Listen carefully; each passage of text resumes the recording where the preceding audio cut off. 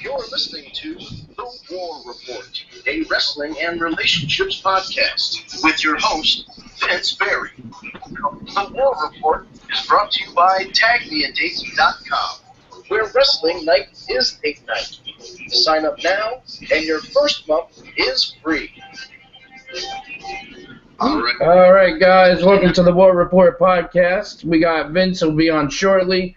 The intern will be on at the 30-minute mark. We got Eric from Tag Me a Date, and of course, Gimmick Tree's own Modern Vintage Wrestling's own Charlie Armstrong, who is currently at the Cauliflower event in Vegas, correct? I am. I'm hanging the fuck out. Oh my God. What 2 days have been. We just got done wrapping up. I didn't think I was going to be able to make it. Literally, we got done wrapping up with Bill Apner's one-man show brought to you by Gimmick Tree Entertainment. We had the biggest seminar to date in Cauliflower history.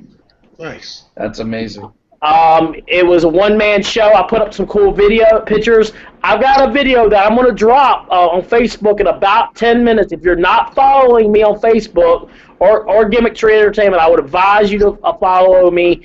Check it out. Send a friend request. I accept everyone's friend's request. I get in legal trouble for doing that, but I do that. But now the deal is, the midway through the part of the show, he put Sam Houston, Jake the Snake's brother, in a figure four on the stage. Wow. Yeah, it was amazing. I mean, great time.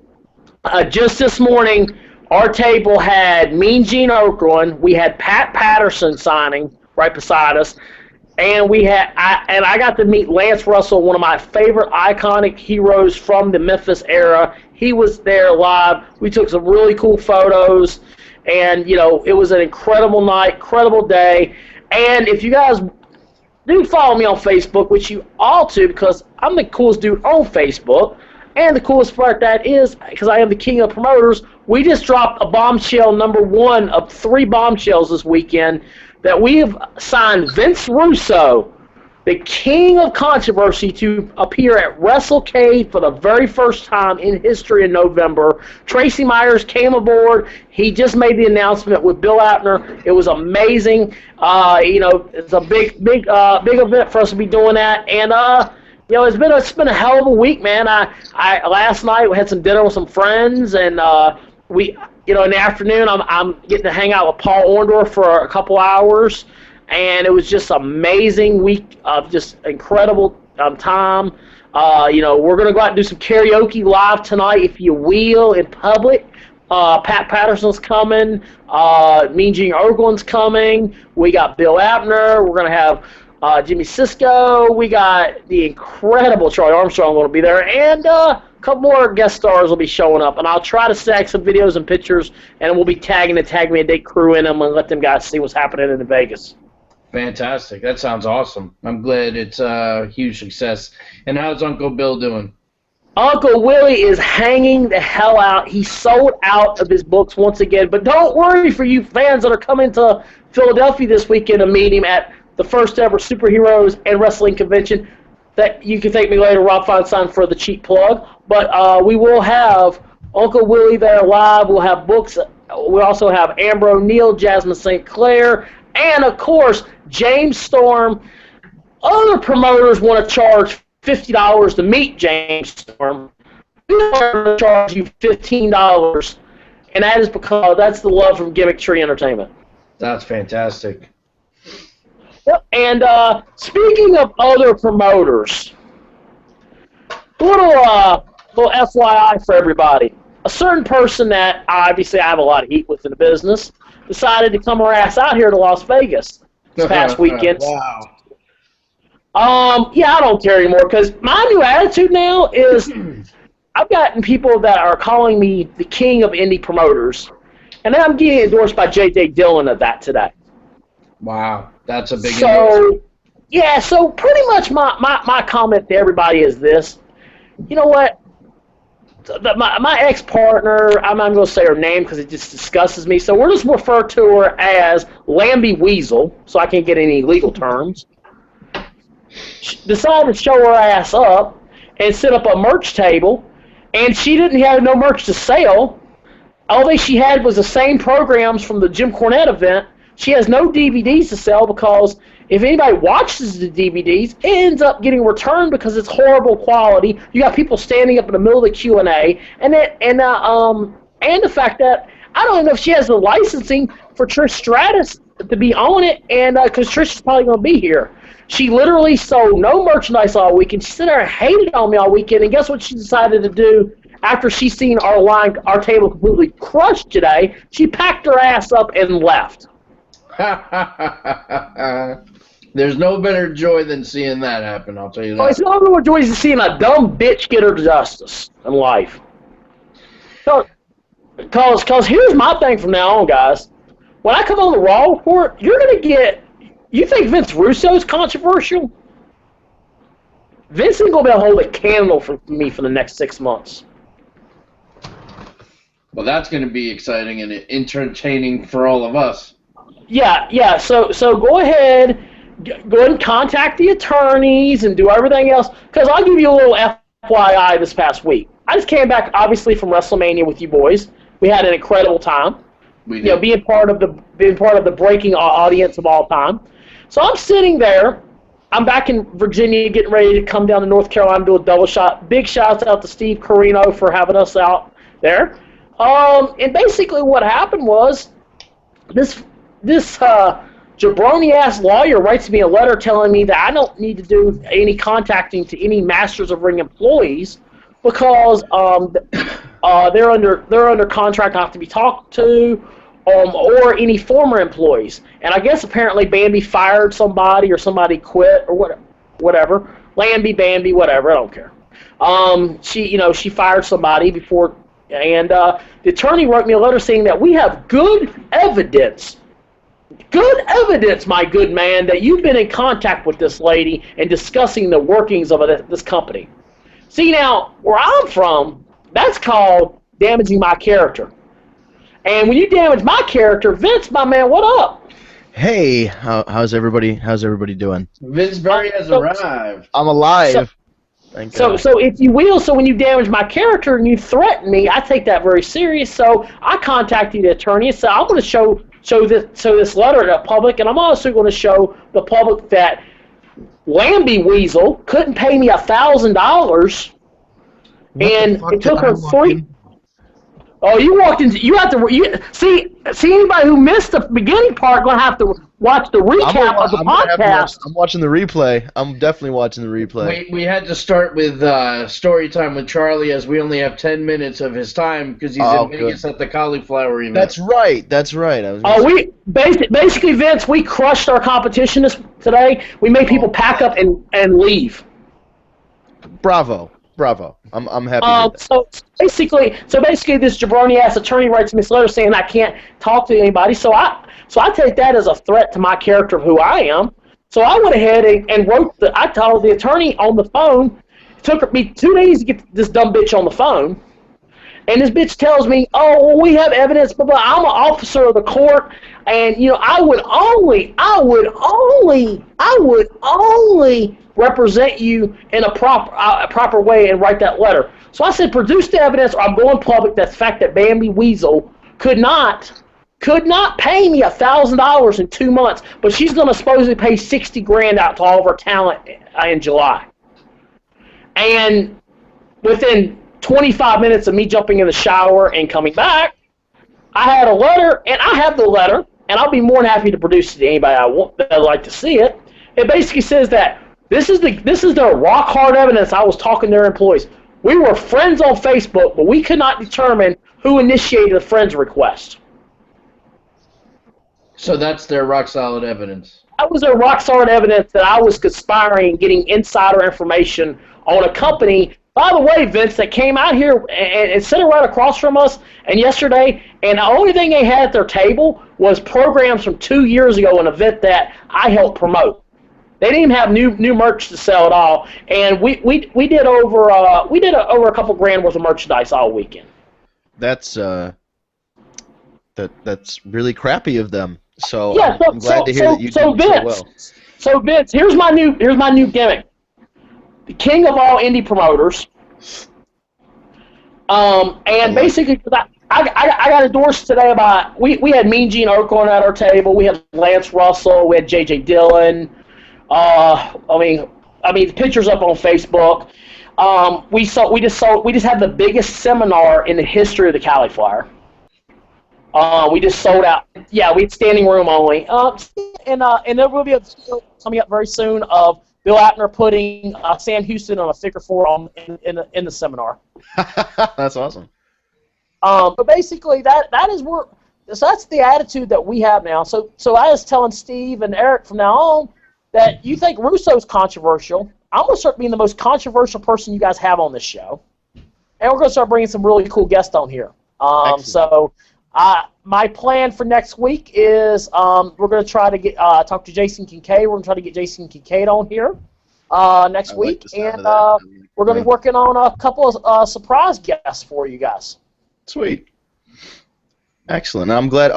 I was going to actually ask if you were going to be on the show earlier today because I knew you were engaged in the convention today. So I'm glad to hear that not only that you did well, but it sounds like overall it was another good year. I've never been. I've always wanted to go. Maybe now that I know somebody out in Vegas, I can go next year. But it's really good to hear that organization is still going because you still have like the WWE Hall of Fame, and most people that's very mainstream. It's good to see that old school wrestling and professional wrestling, the sport of professional wrestling, is still being respected.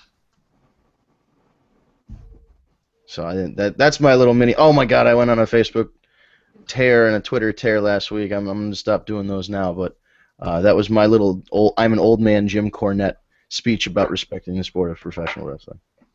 So interrupt you guys. I want to show promoters out there. This is what you do when you come to an event.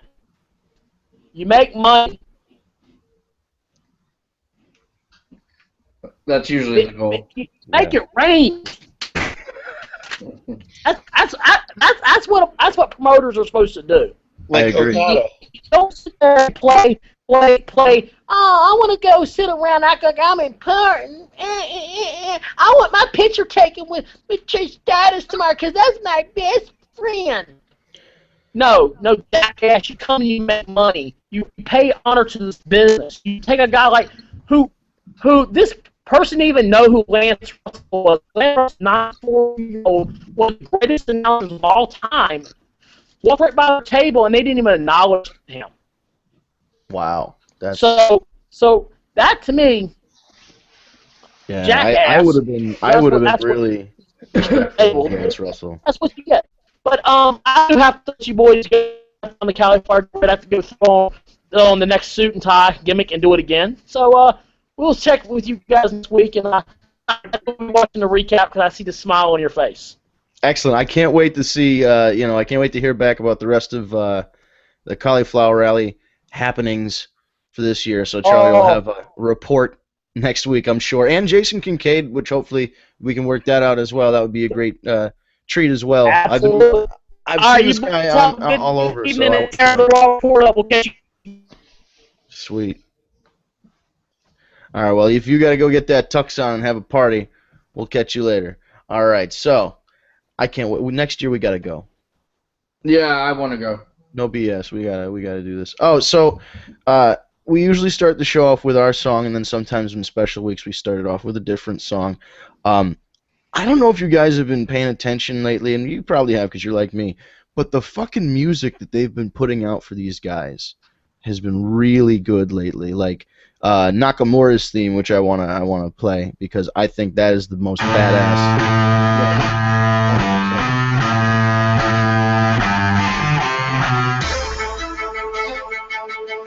That is badass. It's like, I think we went with his. yo, I don't even know how to describe it.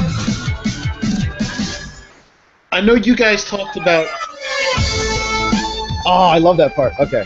I know you guys talked about everything last week, and I wasn't there, but I mean, Steve and I were there at NXT. It was incredible to watch Nakamura.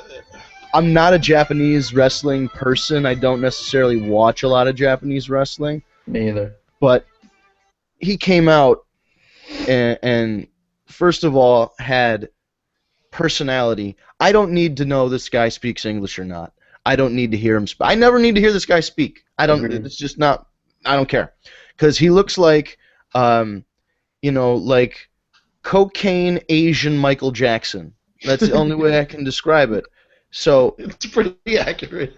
and he just and then I go on YouTube and I see that he's a fucking former MMA fighter, and it's just unbelievable. And then the kick. Here's the thing, and like Eric, I discussed this last week, I think, and everybody talks about his unique style. The one thing that he does that a lot of guys don't do in the U.S. is he works lefty.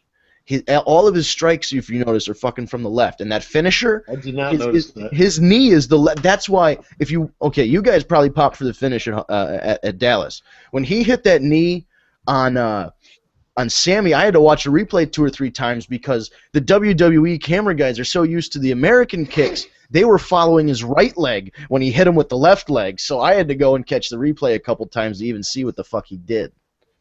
And it's brilliant because the right leg is like a fake. It's almost like a Superman punch. The right leg is up in the air, and you're looking at that, and then boom, and it just, I don't know how he does it.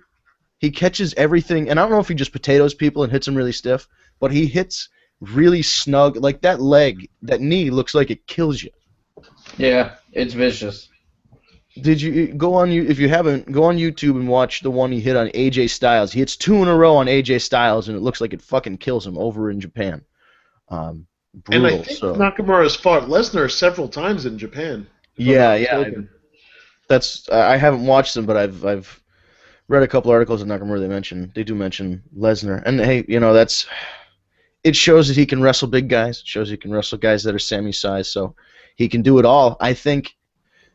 What are they going to do? Are they going to make NXT a brand and build that brand and pour and make guys like Samoa Joe and Nakamura your main event players and stick with them in NXT? Or do you keep feeding into the WWE and then you get a situation where you got Tyler Breeze and Sami Zayn and all these guys called up, and then a guy like Tyler Breeze gets lost in the shuffle, or guys like The Ascension get lost in the shuffle? What do you do? The talent pool the NXT's talent pool, except for the girls right now, is starting to grow so much. Where do they go? I'll open that up to you guys. What do you think? That's a good point. What would you if Vince called you and was like, guys, we're gonna make a decision, and he was like, he wanted you to do it. Would you say that, would you take guys like would you take Nakamura and Joe and bump them to the main roster, or a guy like Finn and bump them to the main roster? Or would you say, all right, we're gonna take NXT, we're gonna get a deal on fucking MyTV9 or WGN, and we're gonna show an hour a week across the country on cable, and we're going to treat it like a brand, like ECW or SmackDown when SmackDown and Raw were separately?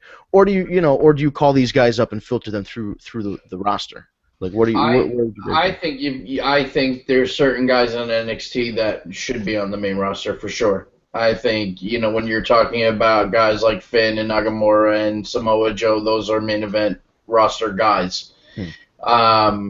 The other side of it is you can't take all your talent out of NXT and still have a show.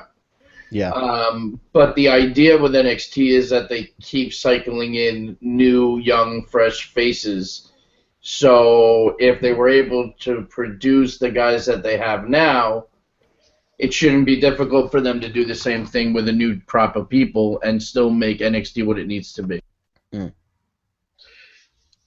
NXT is almost becoming like the way Ring of Honor was for a while, where it produces the next level guys. Because they're taking those guys that are or were from Ring of Honor or Dragon Gate or Evolve. They're taking all the best indie guys, the best Ring of Honor guys, best TNA guys, and they're bringing New Japan guys, and all in one. It's crazy. Yeah, and and some main roster guys who went back down. It worked wonders. It did great for Emma. It did great for Tyson Kidd before he was injured. Zack Ryder. Yeah, Zack Ryder was a big improvement. Big.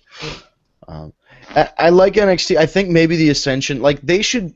They shouldn't. When I was about to say the Ascension should go back down to NXT, and see that's where I think our problem lies. It's seen as a demotion to go down to NXT.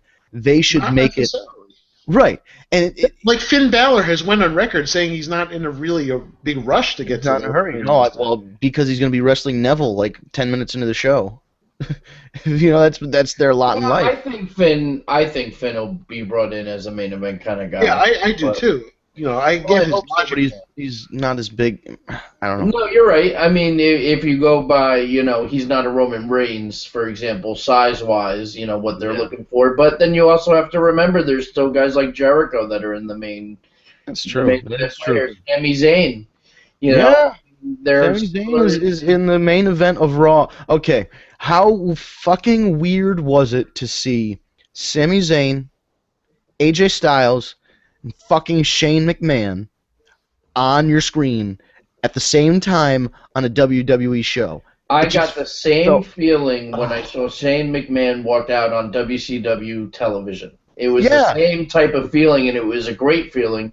And, I mean, listen, Shane McMahon is killing it right now. That was another, in my opinion, another phenomenal Raw. It was, I didn't fall asleep. It kept my interest all the way through, which is always a good sign. I mean, listen, when you have to captivate people for 3 hours, that's not easy to do. Right. I feel the last few weeks they've been able to do that. I think Shane being the guy right now is the best thing that they could possibly do. And the fact that they are giving AJ Styles this opportunity. And I want to kind of talk about that for a second. So I guess we're kind of on Raw. And so we finally had the debut of the Bullet Club. And they took out the Usos. And I got a lot of why the Usos? Like how does that come into play in the bigger picture? And I started thinking about it. This is the only theory I could come up with. I think I know where you're going, so say it. The Usos are related to a Roman Reigns.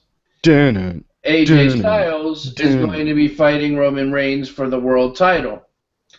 AJ Styles is formerly Bullet Club.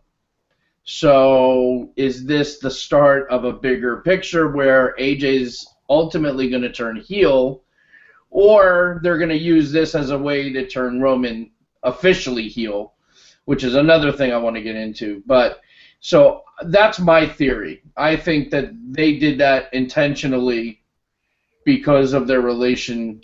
Which would be really, not saying you're giving WWE a lot of credit for being that witty or being that smart about it, but sometimes I feel like we give them too much credit for being that smart about things. I hope that's the case. I really do. Is it? I don't know. I guess we'll see in the next couple of And weeks. I just want to point out, I thought Roman Reigns last week had a great line in his promo where he said, I'm not a good guy, I'm not a bad guy, I'm the guy. I don't need to hear that in the opening now of every one of your promos. Right. That's something that stuck out to me that bothered me last night because I was like, it's not having the same effect. You said it once, it was great.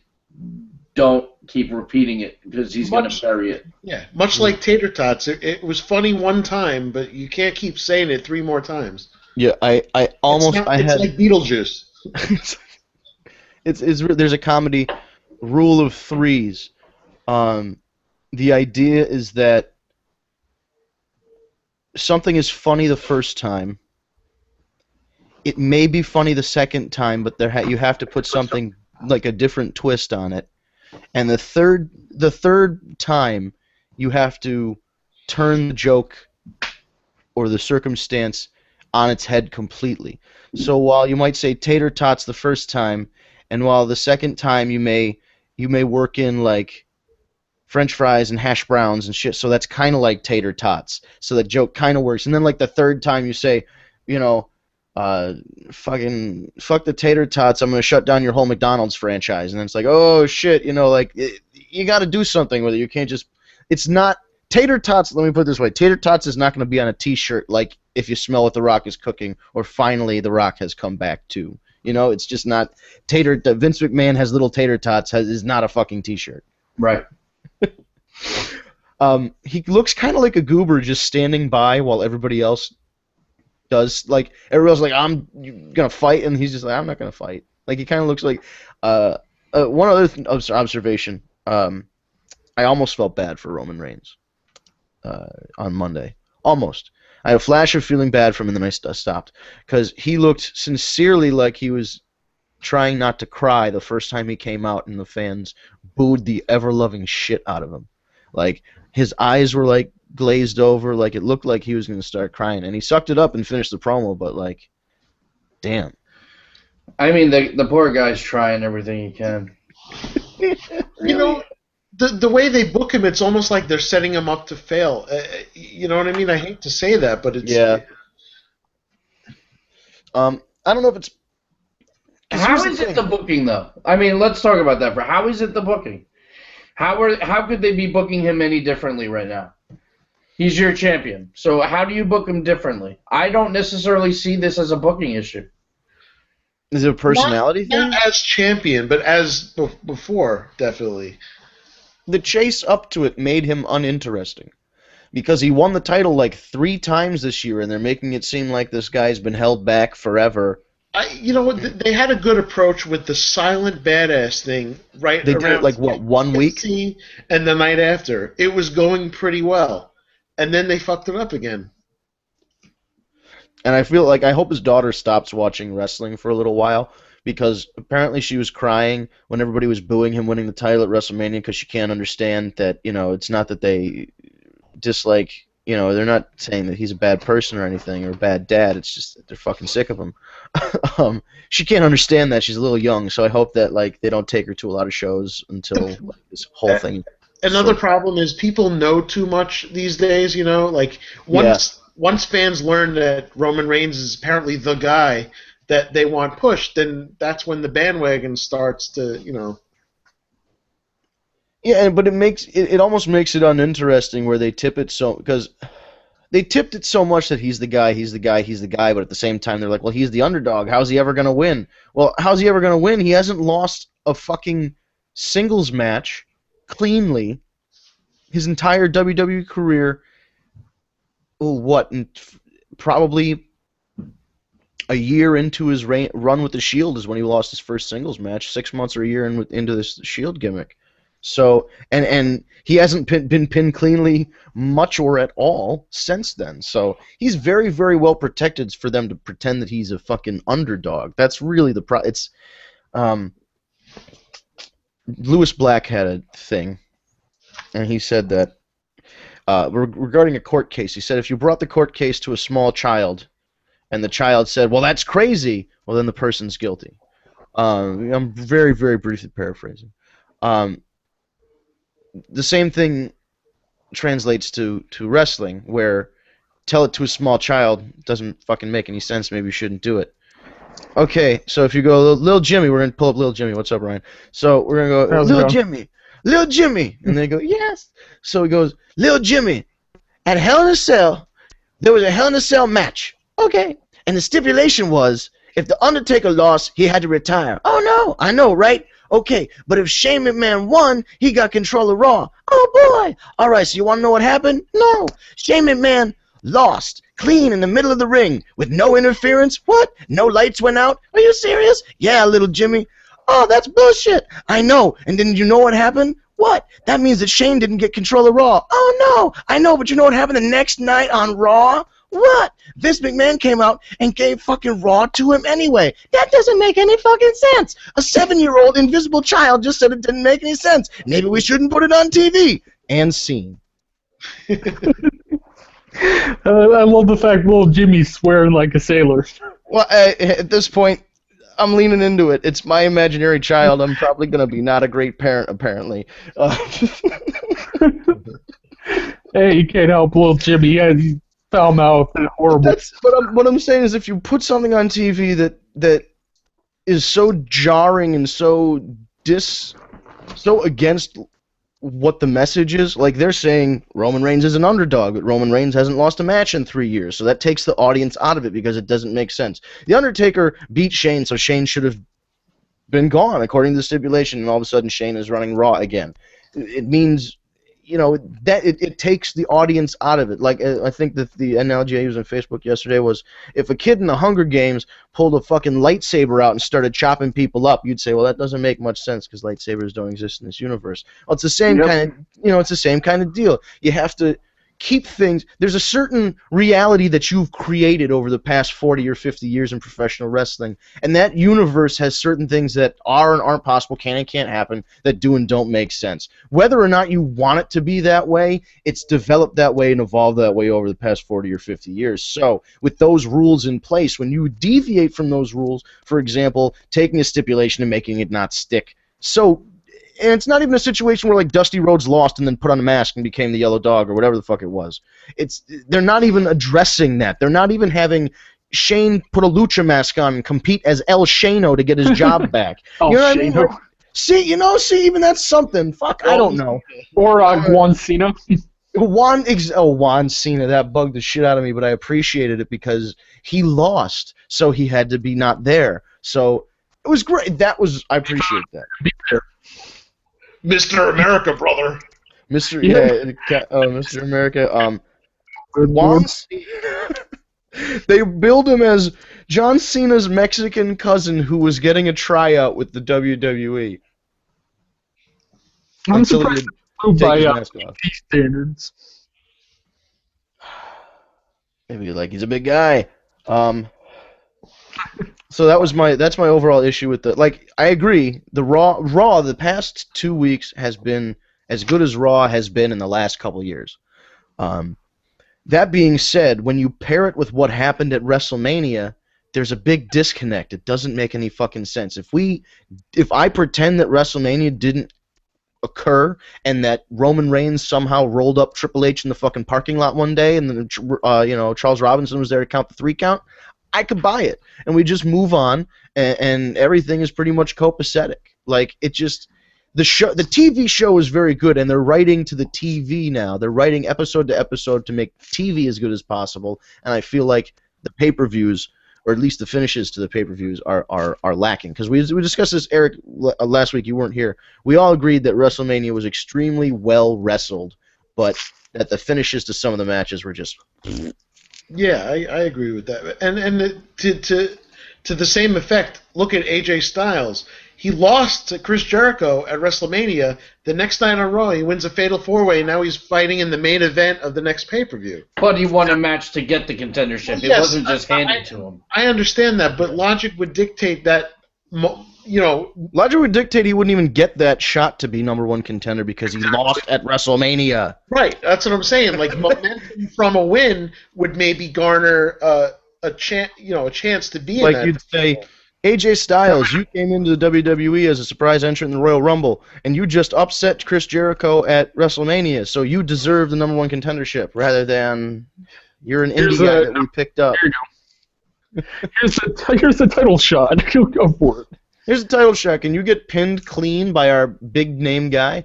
But regardless, it's still a great situation for AJ Styles. For me, the top two finishes are either the Bullet Club interferes and aligns himself with AJ and clocks Roman, and there's a disqualification or whatever. AJ doesn't have to win the title. He's probably not going to win the title. I mean, 100 million to 1 that he's going to win the title, his first fucking title defense against Roman Reigns a month after WrestleMania. It's not going to happen. There has to be some bullshit in there. Bullet Club comes in and causes a DQ by attacking Roman Reigns. I'm okay with.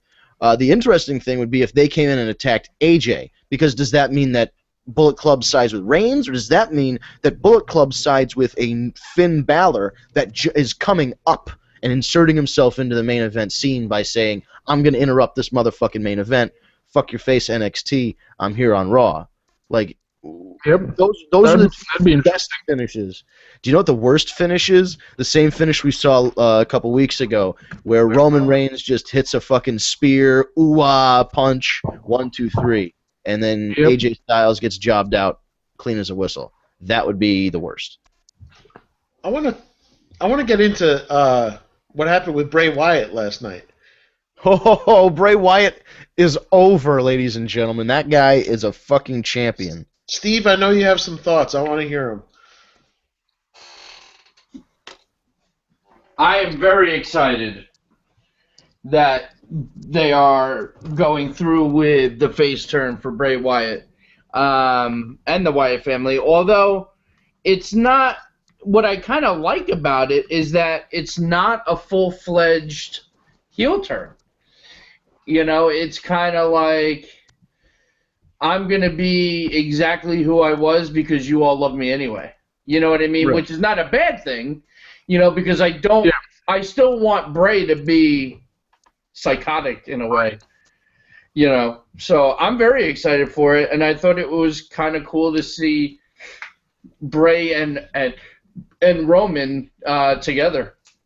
And Bray got the pin. not attack each other. Like, you know, it you know. Well, that was, that was the big face-off. I think they're, they do these things for a reason. They're trying to see if Reigns Wyatt would be money down the line. Right? It's gonna be, but it's not gonna be in the way they think. Because at this point, Bray Wyatt was a heel and jobbed out so many times, you fucking felt sorry for him. You know what I mean? Like you didn't ever feel like, oh man, this guy just deserves to get his ass kicked. It was like, man, he lost to John Cena at WrestleMania. He lost to The Undertaker at WrestleMania. Does this fucking guy get a win once?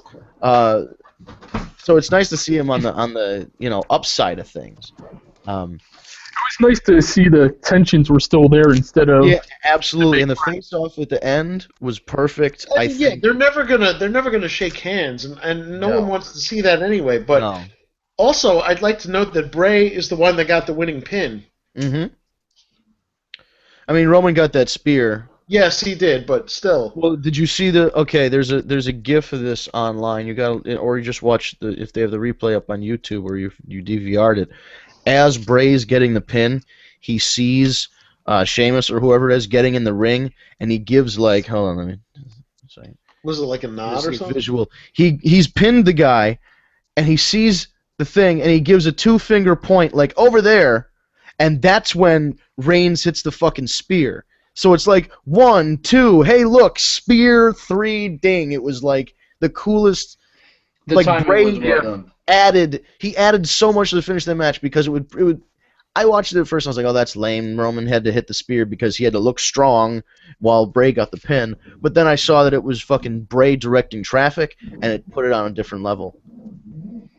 Because that guy, he gets it. He's on a different level than most people, and I wish his win-loss record reflected that, because I think wrestling, psychology-wise, the way he wrestles, he's a big guy, and he wrestles very, very fluidly for a big guy. And he hasn't even reached 30 yet. No, he just gets it. He's like 27, 28 or something. Yeah. If that. And his creepy face little brother is pretty good too. Yeah. Yeah, oh he is his character, man. You gotta watch his sister Micah has a show on YouTube, and you look up Micah Rotunda. Yeah. And he went to a barbecue restaurant with her in Florida, and he's like, "Why do you put on those ribs, man?" And I'm just like, why? So the buzzards can eat them, man? Like, it was him just eating ribs. I'm like, all right, I can kind of dig this. Maybe that would be, fuck the rest of them. WWE Ride-Along should just be the entire Wyatt family in like a busted up white panel van, and they can just drive it across the country. All right, we're on Route 66. At the famous Mabel Slapjacks, man. Like, what would you do if Bray Wyatt was reviewing your food? I'll tell you what, too. If they're gonna go with this face turn, which I love, they need to. I think it would be cool to do again, like the saying the city and saying we're here, because that got over. Bringing back the sing-alongs with like I got the whole world in my hand, something like that.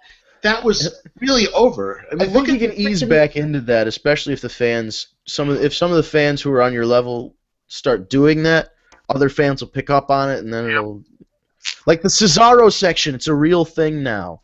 It's a T-shirt now, finally. It's an official. It started out as a guy just put a graphic up online and said, "Print it out and support Cesaro when you go." It was a free picture, and now it's an official WWE T-shirt. And have you seen what the fuck they made Cesaro some odd combination of James Bond. He's the hitman. I love it. The hitman. He has that James Bond entrance. He tears the thing off like Superman. He's got he looks like the fucking transporter, like Jason Statham. Like it's perfect. They finally found something for him, and I'm so happy for him. I know, and he's so over, and he so deserves it. I love it. And just to go back on Eric's point, yesterday Bray Wyatt did do the intro. Like he did, he said, "Hey, wherever they were, I'm here." Los Angeles, I'm here, and he was like, boom. Everybody was. They were in the middle of the match. He leaned over the turnbuckle and went like this, and the whole crowd popped. It was like the guy has the ability to control an audience. He's over like Rover. He is over like Rover, baby. Oh God, it's so nice. It's refreshing to see, and I hope they just take this. He doesn't have to win the belt right now. He doesn't even have to be in the title picture. Just have him ride this babyface wave for a couple months and win, and just pick up wins and just collect momentum. So something else I wanted to address, and we kind of touched on it last week. And I think we need to address it again. I am so fucking happy that Enzo and Cass have made the main roster. And I'm so happy that it's translating from NXT and the crowd is behind them. How you doing? But I'm still missing, and this right here, this is Carmella. Like, I understand maybe they feel she's not ready to be brought up, but she is as big a part of Enzo and Cass, in my opinion, where I was waiting for them to come out and then point to the back and Carmella walk out. So yeah, I maybe, you know what? I'm holding out hope that what they're gonna do, because first of all, if they take another girl from that fucking NXT division, they're gonna have nobody. That's the first problem. That's probably why they didn't take her yet. Right. So have her do both. Yeah, I'm thinking that's true. They might eventually. Here's what I'm thinking. They might eventually do something where a female aligns with another tag team, and then they're like, "Well, we've got our secret weapon," and then the boom. Like they did in NXT. Blake and Murphy had Alexa. Vaudevillains come out with blue pants. So Exactly. yeah, That would be like Right, but right now, we currently don't have a tag team with a female. See, and it sucks because this would be so perfect for the Dudleys to bring Velvet in. Right. Oh my God. It would be perfect, and I know Velvet's TNA contract is up, and she told me she hadn't decided what she was going to do yet, and all you keep hearing is the financial trouble that TNA is currently in. So maybe there's a shot, and you got to figure Bully Ray is petitioning. She was at the Hall of Fame as his guest, and she was backstage. Yep. So who knows who she's been talking to, but then on the other hand, I have heard rumors that the WWE is not at all interested in Velvet Sky. So, well, she was on the Diva Search in 2005, and they didn't pick her. So, what's 11 years going to do to you? Unfortunately, but she's still so hot. I know and I'm not saying that she's gone down. If anything, she's gotten more attractive because she aged well. She'll be the first to admit that when she first got in the business, she had a lot. She was 18. She had a lot of baby fat. She grew into herself. She became a woman. Like it was, you actually saw. Like if you looked at her first ever wrestling promo picture her today, you'd see the transformation from somebody who was a fan and had aspirations into somebody who was dedicated to making it. I mean, I really, really, truly hope they give her a shot because, I mean, listen, she's a ballet. That's the thing. Like what I was gonna say. I mean, she's decent on the mic. She's not great. She's decent on the mic. Her in-ring is not great. I mean, let's be honest. She's not the best in-ring wrestler by any means. Still better than Eva Marie. Well, that doesn't take much. But at the end of the day, Eric, you're better than Eva Marie. She is so good looking, and people know who she is. That's like Maurice. Maurice barely fucking speaks English. Did you hear her last night? She can't. She can barely string 3 words together that form an English sentence. So Yeah, if they're but gonna hire her to nobody. make it Yeah, hard, but nobody cares because she's No. another one. If anything, you're just so pissed at the Miz because you know that he gets to bang her. And the worst part was, he's you can tell he's a hick from like Bumblefuck, Ohio, because he says he drives an Audi. Do you really drive an Audi? You Yeah. freako. What? Audi. That was an RX-8, some lame car. Like, I don't even know. Like, pick a better car. Like, I understand that's heat to say, aren't you impressed I drove an Audi? Yeah, if you're trying to be Hollywood, yeah, I drive an Audi. That's going to be my new, if I'm ever in a bar and I just want to piss somebody off me, don't mess with me, bro. I drive an Audi. That's hilarious. So, let me ask you that while we're on the topic of Enzo and Cass, they got this tag team tournament going on to determine who's going to face the New Day at the next pay-per-view, which is cool. I like the concept, and I forgot that there were this many tag teams right now. But it's like, are they already going to do the Enzo and Cass Dudley's match in the tournament on the way to the pay-per-view? Well, this is my thinking. They're gonna both advance to the next round and fight each other. That match is gonna end with Enzo and Cass getting over, but they're never gonna make it to the final because the Dudleys will make it so that they don't, and then they have their own separate match at the pay-per-view, and there'll be a different tag team that goes against the New Day. That's what I was thinking. Yeah. Steve, are you reading my mind? Because What I was was thinking the exact same fucking thing. Great minds think alike, sir. Earlier today, I was texting him about something. He's like, I just did it. I'm like, well, we're on the same fucking Literally, level. like seconds before. That was hilarious. But yeah, I think it's too soon to give Enzo and Cass the titles, and I think they're gonna use the Dudleys to really get them up and over, and I think they're gonna have their own separate match. I think that's the way to do it. I don't think Enzo and Cass are ready. They never won the NXT tag titles. They're not ready to come in and right away beat the New Day.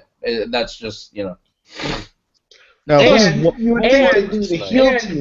you know what? I'm sorry, real quick. And the other thing too is the fact that they've spent so much time working on getting the New Day over.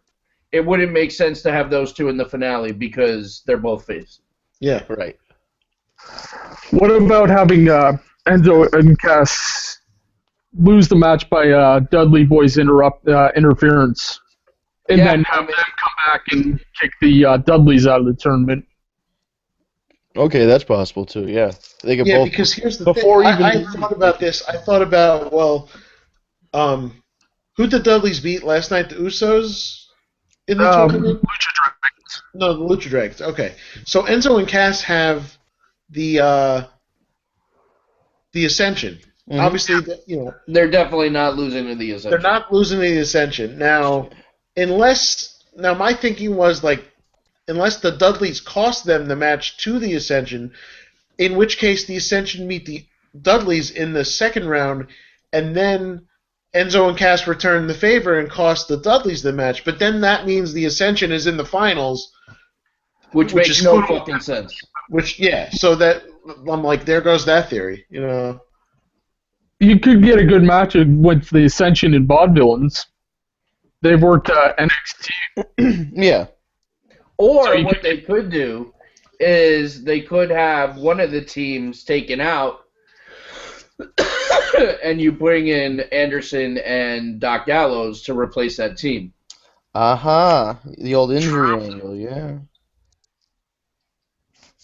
Now, okay, let's go with this. What if they ended up somehow in the tournament, won the thing, and beat the New Day for the tag belts?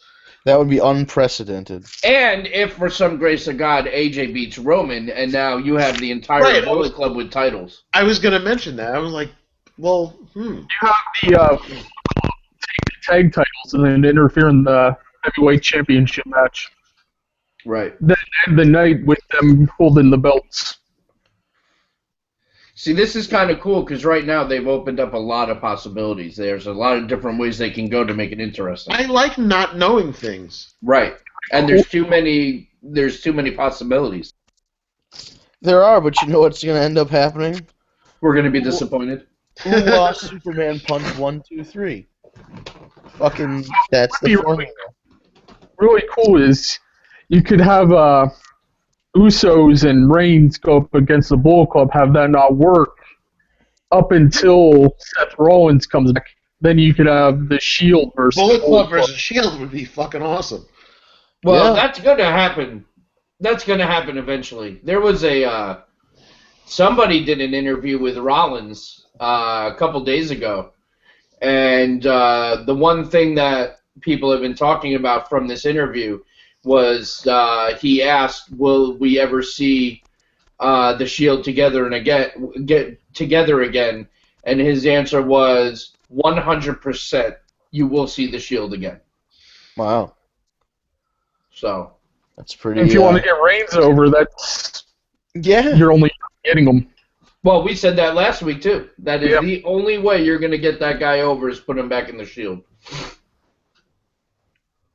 Because he really never left the Shield, if you think about it. He's got the same entrance, the same. Well, not anymore. Yeah. They took away the entrance, but for a while he had the same entrance, the same look, the same music. And you still got that fucking stupid ass chest protector on, the goddamn D'Lo Brown Like, thing. what are you, D'Lo Brown? Yeah. And to be honest, if you're going to plan to bring back the Shield, Reigns should have different music so that when we hear the fucking music, we're going to pop harder and be like, oh my God, I've been saying this for a long time now. Yeah, they Got it, but just by the Shield this year in the Intercom entrance. This going out of Shield. right. That would be. A pop for that. Hey, Right. Ryan, why does it sound like you're on a spaceship?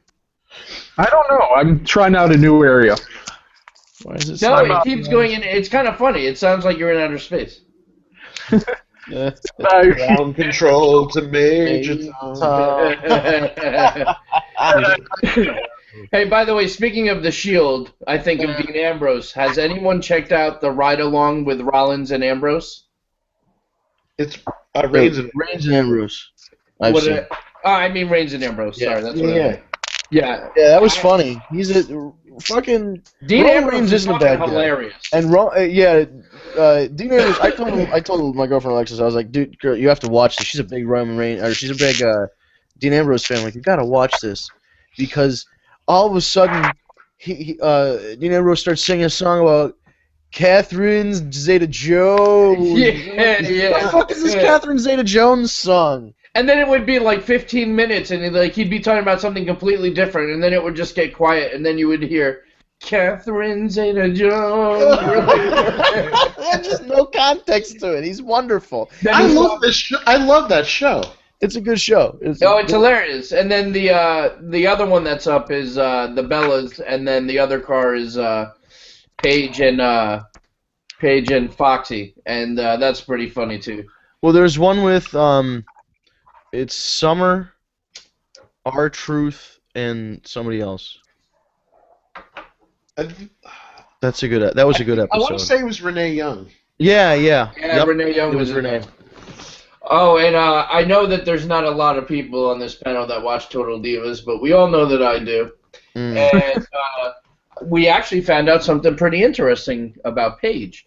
So the whole episode was kind of based on the fact, Rosa is pregnant and she's having a baby shower. And Paige was being kind of distant with her every time she would bring up the baby shower, so they were having their kind of beef. So Paige is like just breaks down backstage, and Big Show shows up, and he's like, what's wrong? And they talk and shit. Long story short, at 18, Paige was pregnant. Whoa. And Paige lost the baby. Oh, shit.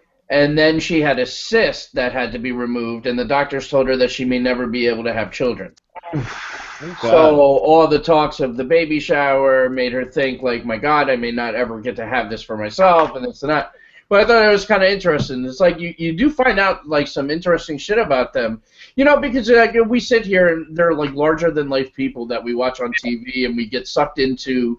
and we forget a lot of the times that they are real people, that they deal with everyday real shit that we all deal with. And the only difference is that they're in the public eye. And we forget that kind of stuff. So it was just, you find out shit like that on this show. You get to see some of the backstage stuff. I heard something interesting today related to Total Divas. What's that? The WWE has filed for, I forget if it was a trademark or a copyright, but it doesn't fucking matter because nobody really knows the difference between them anyway if you ask the person. So anyway, it was one of those for a show called Total Bellas. Yeah, I heard they're having a spinoff. Okay. Nicole and Brianna are both wonderful, lovely women. I worked with them in Northeast Wrestling a couple times, and they were nothing but polite. But I can tell you there is nothing I enjoy more than turning the television off when I see them on. All right, now I'm going to cut you off. So, Sorry. Here's my thing. The Bellas happen to be, unfortunately, one of the most annoying parts of Total Divas. And when I say the Bellas, I really, really talk more about Nikki. Nikki, yeah. Because she's just, she's so self-entitled and she's so, you know what I'm trying to say. It's just, it gets annoying. Yeah. But other than that, I do enjoy the show Total Divas. Would I be able to sit through an entire episode of just the Bellas? I think I would kill myself. Now, with that being said, I completely understand why they want to do it, because not for nothing, they do have a huge following, and people will watch it. Yeah, it is what it is. And I mean, listen, they're beautiful, they're sweethearts, but I couldn't sit and watch an hour of just the Bellas. I'd want to hang myself. Also, you get some Daniel Bryan FaceTime still. Right. Well, we get that on Total Divas too. True. Well, yeah, but is he trying to get out of his contract now? He's been pulled from some appearances, so I don't know if it's a health thing or if it's like he's trying to get. I heard rumors about a health thing. That's why Brie ended up retiring. That's what I heard. Yeah, now she's saying it's not a retirement; it's a hiatus. Leaving the door open for some sort of return down the line, but. Who knows? I mean, a fucking guy. One of his favorite wrestlers is a Dynamite Kid, but he remembers like 10 or 15 years Dynamite Kid was on top. He didn't recall the fucking last 20 years of Dynamite Kid's life where he's been in a goddamn wheelchair. So, unfortunately, you wrestle the style. Even though he didn't live the hard-hitting drug style that those guys did, he wrestled the same style, and that's what happens, unfortunately. Yeah, for him, it was his life, and he has to find a new life. Right. I mean, that's like somebody who's a fucking, a carpenter, and then they break their hand, they can't be a carpenter anymore, whatever the fuck. You can't be a surgeon, you break your hand. What the fuck do you do now? So it's the same kind of thing. I do not want a software update. Yeah, so before the end of the show, because we're reaching the 8 o'clock hour, let's discuss something real briefly. In case you guys have not heard, and you guys all have, because we talked about this on Facebook, but general public, people who may or may not be listening, you watched the WWE Network last night after Raw. There was a new episode of the Edge and Christian show that totally reeks of awesomeness. I can't remember the acronym. I'm not even going to try. I still haven't watched one episode, and I really do want to. I heard it's great. It started up, honestly, skip the first episode, it sucked. Yeah. Completely You gotta find your theme for your show. Yeah. And they get into it. The second and third episodes roll. By the third episode, you're real into it, and it just keeps getting better. This week, like 2 minutes into the show, there is a parody commercial for a website called WrestlersOnly.com. And it's a dating website where wrestlers can meet their match, kind of like a Farmers Only, or kind of like tagmeadate.com. So the gimmick here was, they had, at one point, they had friggin' Michael P.S. Hayes singing the Wrestlers Only theme song, which sounded like the Farmers Only theme song, which is fucking hilarious. And then they put up a list of matches that that they found on the website. One of them was Mike Bennett and Maria, and I think was one of them like Gangrel and Luna. Like there were weird couples, all these wrestling, like insider wrestling couples, like actual, like Brock and Sable was on the list. So it was like real inside. And they had a thing like Jimmy Uso and Naomi together. Yeah. Yeah, that was pretty funny, but I just thought it was interesting because I know that Howard Finkel has worked several events where Tag Me a Date has been a sponsor, and I know guys like Ric Flair and JR and Jerry Lawler and others are around the Tag Me a Date product quite a bit, people who may or may not be involved in the creative process or with people. So you never know where the idea could have come from. I'm not saying that we directly influenced it, but I'll say what other fucking dating website is out there that caters to wrestling fans. Guess what, nerds? None of them. So it's just us. So who did they get the idea from? Boom. And not only that, but I just want to go back to, it's related to this, and we were just talking about Total Divas. Total Divas is going to deviate from the way they are, the format now, and they're going to go towards like couples. Yep. Think about that, you know, and it just so happens that, Steve, remember, I know you remember this, not too long after we officially launched, on WWE.com, there was an article about that said, what if wrestlers had dating profiles? What would they look like? Right. Mm. So all this kind of ties in, you know, that they're aware. And if Vince McMahon is listening, we are willing to sell. We can be bought. We don't mind selling out. The $1 Million Man was right. Everybody does have a price. That's right. You write it down on a piece of paper or one of those giant novelty checks like when you win the lottery and we'll talk. It doesn't matter. We are easily bought and sold like peasants. Please pay attention to us, Vince McMahon. There we go. That's my shill for the evening. That's puzzling out buying in. I Right? assume That's right. the tweet to Edge and Christian didn't go anywhere. I don't know. I mean, I tweeted it. I didn't get tweeted back or nothing, but hey, so did Ryan. Ryan tweeted. Yeah, I'll do another tweet as soon as we're done Right, here. well, we can mention it. So Ryan brought up a good point that at one point we tried to put this shit on iTunes. I think it was on iTunes for a little while, and I don't know. I think what happened was my RSS feed that I was using was already being used for another podcast that I used to do like fucking 7 years ago. But there's really no way to. I don't think there's a way to reverse it. Anyway, long story short, Ryan and I are going to be setting up a thing where we're going to take the audio version of this podcast and put it up on iTunes so you can subscribe and give it a listen. I'd also, Ryan, if you could you pull some of these clips? Because I feel like, much like the Howard Stern show, you can do some best of stuff. Like I feel we should pull just the 2 or 3 minutes we talked about Edge and Christian, and then we can just direct that video, like instead of telling them to listen to a fucking hour-long podcast, because who has the time for that unless you're like doing You have a laundry? thing with Charlie Soundbites. I'll start it. Do you want me to create it tonight? If you are up for it. I get out at 11 o'clock tonight, and I will do that as soon as I hit home. What if you sleep? You don't on just go home and go to sleep? Yeah, I have insomnia, so I stay up. Oh, well, I guess it's a good thing you work third shift then. I'm on second. Oh, you're on second? Technically I'm on lunch right now. That's how I'm here. Wow. Lunch, okay. So yeah, we're gonna do that, and could you also pull the little Jimmy clip? You came in at the perfect time to catch that conversation, by the way. So I was listening in. I timed it. Nice. But yeah, pull that one because I definitely want that. That one was fun. I want to share that one. Let's get some plugs out of the way. It's the top of the hour. Any final thoughts before we close out this evening's wonderful show? I just want to take 2 seconds. I wasn't on last week. I just wanted to say I had an awesome time for WrestleMania weekend. I was at WrestleCon. Got a lot of great guys. I met Tito Santana. It was one of my favorite guys. I told him he wrote Arriba on my freaking. He signed it. Great.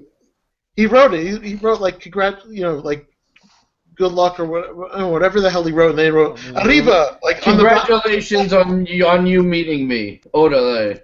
Orale. And that's how Conan signs. But he was awesome. We met the Iron Sheik. You met the Iron Sheik, Baba. Sheiky Baby was awesome. One Man Gang was so nice and so freaking huge. Hurricane was awesome. And Vince, I loved your comment about me and Lance Storm. Well, what? Your two big bald heads that you looked like two white chocolate milk duds? That was hilarious. Like, I didn't realize Lance Storm was that bald. Oh my god. But that was just the whole thing. The NXT Takeover Dallas was awesome. That was a I great got to show. I got to see the freaking the ranch, the South Fork Ranch from the show Dallas. Had an awesome time there. Oh yeah, you look like you're a big fan of that show too, man. Oh, it was awesome. Steve was a wants great to show. go the next time he's in Dallas. Sweet. And hell, we're already planning our Orlando for WrestleMania 33. Yeah, I think I'm gonna go this year. I'll be there. I think I'm gonna go. I cannot wait for I 33. guess if everybody's going, I should go, huh? We're gonna get the my whole take. Tag Me a Day crew together, and we're gonna break down Orlando.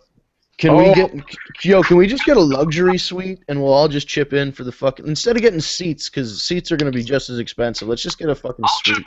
See, I'm not necessarily against that, but isn't the luxury suite like all the way up too? Yeah, but if you don't have good seats, you're fucking watching the monitors anyway. Yeah. That's true. Well, we should look into the pricing. I know that What's the price I schedule? know that Big Heck is gonna come as well, so we're gonna bring down Orlando. Oh my god, we're gonna wreck that Seems to city. be Big Daddy Heck. Oh yeah, that's right, Big Daddy Heck. Yeah, actually, I was just this past Sunday. I went to his baby shower. So Oh, that's nice. yeah, she's like ready any Ready day. to go? Oh man. We'll tell him congrats. Yeah, will. likewise, man. That's fucking awesome. Yeah, he's excited. It's gonna be a good time. It's an exciting time for anyone. Yeah. It's gotta be stressful, exciting. Yeah. I already got the first onesie for the. He's having a boy, of course. So, of Nice. course, there is no baby boy that should not have. I'm a Paul Heyman baby. Oh, perfect. There you So, yes. Godfather Steve already being the fucking perfect Godfather. You're damn fucking right. That's awesome. Yeah, it's good times. All right, boys, top of the hour. Top of the hour. Well, once again, this has been the War Report brought to you by TagMeADate.com. I'm your host, Vince Barry from Northeast Wrestling. Cereal. And Bootios. They make They sure make sure you ain't booty. So, just so you know, Northeast Wrestling this Saturday, the 16th. Yeah, the 16th of April. We are live and in public, if you will, for Northeast Wrestling's return of the Thrill Ride at the Northeast Wrestling Arena located in Bethany, Connecticut. So you should go to northeastwrestling.com for bell time, address, ticket information, PayPal information, all that good stuff. northeastwrestling.com this Saturday, Bethany, Connecticut, return of the Thrill Ride. You know why we're calling it that? It's not just a fancy Star Wars joke. It's because, pow! That's right, Thrilly Dilly J Thrill, the absolute savage, is coming back. Jimmy Preston, ladies and gentlemen. So if you want to see that match, Jimmy Preston versus Lucas Sharp, northeastwrestling.com for information. And this has been, again, the War Report, where you're brought to you by TagMeDate.com, where wrestling night is date night. I would play a commercial. My phone's low on battery, and I don't feel like playing one. So I'll just do a sincere pitch from the heart here. If you check out TagMeADate.com, it is currently the only dating website for wrestling fans, much like WrestlersOnly.com, only it is not fictional. It is not the... it's the real deal, Titus Right? O'Neil. It was the real deal, if you will. It was not made up by Edge and Christian for their wonderful WWE Network show. This is a real thing that does exist. Michael P.S. Hayes does not sing our theme song, but you know what? Why don't we send him an email? What's the worst he can say? No? That would be a wonderful circumstance, so we should work on that. But again, tagmeadate.com, make wrestling night, date night. You can go to a Northeast Wrestling show. You can go to an independent wrestling show. You can find that perfect date for a hot WrestleMania weekend, baby, in the hot tub, as well as at the Orange Bowl. So check out tagmeadate.com. It's free to sign up. You should sign up before we start charging you money, because this shit's going to be so good, we're going to charge you money. It's like Netflix. We're going to get you in. Like, you know, going to get you addicted. Right? And then boom, you won't even see it coming. That's how we make money in the internet. Web 2.0, bitches. No, but seriously, check out tagmeadate.com. Somebody end the stream. I'm just going to keep talking.